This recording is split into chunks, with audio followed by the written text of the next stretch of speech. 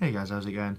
So today I'm doing an updated DDD data profile and DDD Shaddoll. I've been testing it for a few weeks. I've been playing DDD for about a month and a half now, and I just think that something else is needed in the deck to give it that extra bit of power, so it can contend with all the big decks like Zodiac and Invoked. So I'm not going to waste any time because I've only got about 7 minutes worth of space on this phone.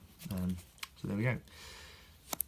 Rush through all the stuff that's kind of standard. 3 Kepler for your search, 3 green slime for your fusion from hand, 3 red slime for the fusion from grave, 3 Lame for your tuner, 3 Ragnarok for your pendulum effect and summon effect to special guys, 2 Copernicus instead of 3. I just don't really like 3.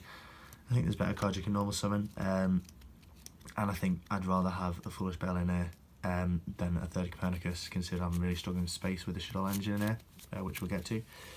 1 Thomas, I just think at the moment, with how the game is and how it's very rare for you to actually get to a mid-game, I think really you'll need one of these. I very rarely get off its effect anyway, and I'm not really that much of a fan, so I guess that's just me. People might disagree, probably will, but there you go.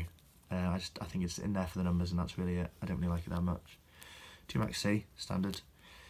1 Ghost Ogre, and then you got the engine, which I've been playing quite a lot and I love it so far. Beast, Hedgehog, Dragon, and Glow Up Bulb for the Shek.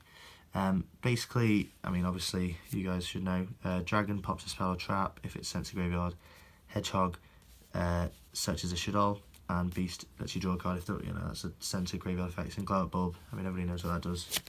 Another top card, special it, and I'll explain those at the end if I have time. Then we've got spells. So we'll start off with the 2 Shaddoll Fusion. At the moment, with decks like Zodiacs and Invoked in particular, and Pendulums as well, it's very rare if you go against a deck and they finish up first turn, if you go second, and they don't have a guy up from extra deck. So at the very least, you're going to bait out the Trident, or you're going to bait out the the special summon, the negate, of Mechaba, Invoke Mechaba. And if they let it go through, if it's against Mechaba, you just send the Glow Bulb and the Hedgehog to search the Beast or the Dragon. So you've got the negate with Shek, so you can just go on and do stuff. Or you can even finish with a window at the end of doing a massive combo before, if you've managed to bait out the Trident, or you've just kaiju'd over it, and they've got other stuff on there. But I guess that's the main reason I've got the Shaddoll stuff in there. Then we have the searches, obviously.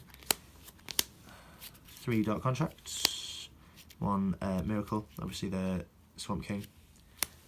Draw Power, 2 Allure. I'm hating that I've got the different rarities, but what can you do?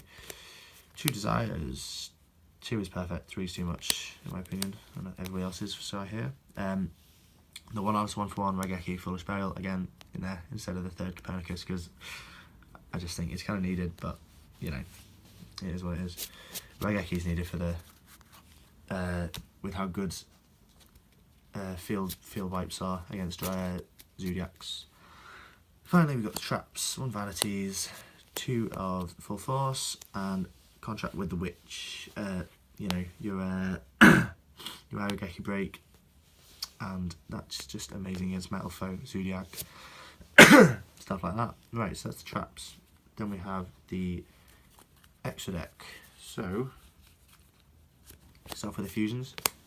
2 Genghis, 1 Diark, Beowulf, and then we got 2 Shaddolls, which is Winder and Shek. This is why you got the Glow Bulb in there, because I would rather not really send the Max C in there to the graveyard for the Shaddoll fusion. And Glow Bulb is actually pretty good in this deck as well. It's insane how much it adds to the deck just by having an extra tuner in there. Just 1 extra guy, it means you can just do just a bit more every time. It means you don't need to worry too much about using Alamia too early. I really like it. And then onto the synchros. It's Form your Synchron, Hyper Librarian for the full card combo if you get it off, that is. Alexander, Meteor Burst for your Ragnarok plays, Siegfried, Crystal Wing, Omega, all standard stuff, and obviously your Halberd, Titanic for the first turn lockout. Lockdown even, and Yugioh for the metal foe or back row matchup. I don't really like Yugioh, but I've been told to play it by a mate, so I guess I better listen to them. And then finally there's a side deck, all kind of standard stuff really. Kaiju Engine, well for me anyway. All of those guys, along with the Kaiju Slumber. Board wipe as well, it's Twin Twister. These should be DD Crows, but somebody's buying them. But DD Crows for the the play with Zodiacs when they detach and equip another guy from grave to their Blood Bowl, I think it is. I think that's the effect. I can never remember. But yeah, just to even to banish the Ratspear before they can or whatever. And then the third full force virus for the decks it's really good against. Is against, you know, pendulum decks, I guess. And then the two kind of tiny little techs.